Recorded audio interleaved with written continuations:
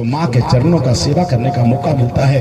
माँ की ममता कैसी होती है, माँ का प्रेम कैसा होता है, माँ का ममत्व कैसा होता है, माँ का दुलार कैसा होता है। किसी संत ने बड़ा सुंदर एक पद में लिखा है, आइए एक लाइन में सुनते हैं क्या होती है माँ की ममता। हरे अमृत के धार केहू केतनो पियाइए गो माई बिना। अमृत के धार केहू केतनो पियाइए गो माई बिना।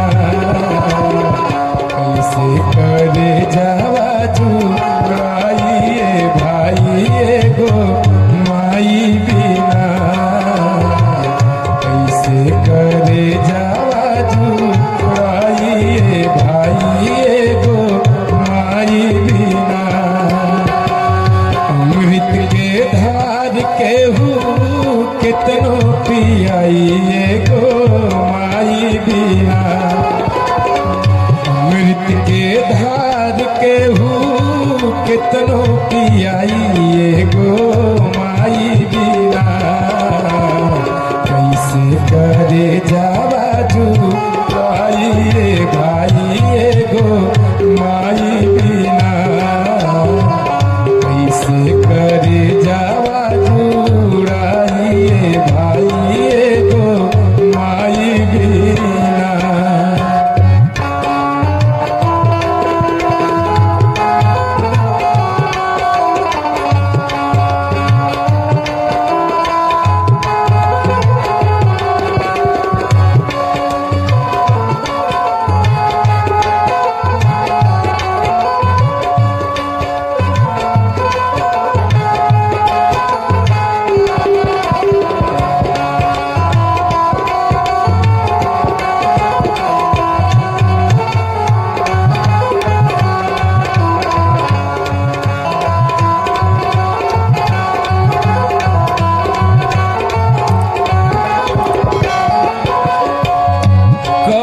एहसान माई दुनिया देखावेली।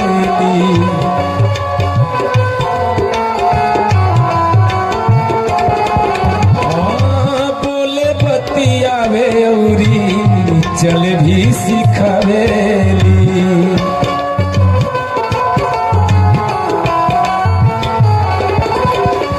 करे एहसान माई दुनिया देखावेली। बोले बतियावे औरी चले भी सिखावेली।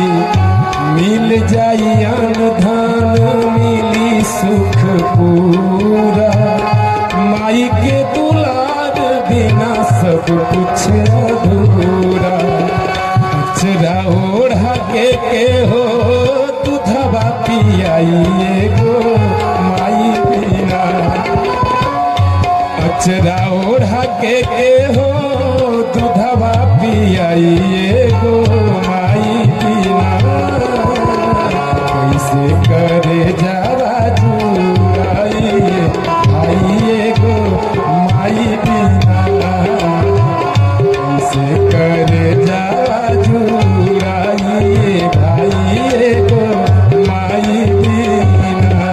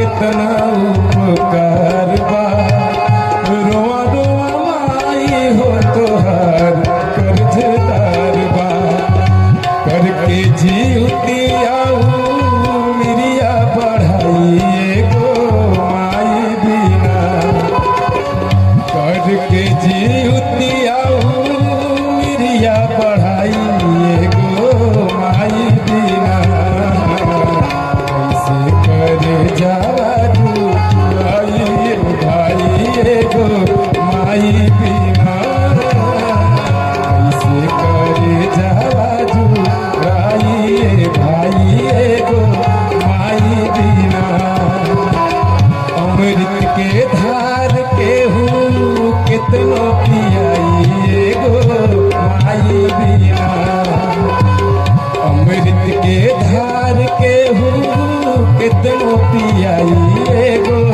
माई बिना कैसे करे जा जुआई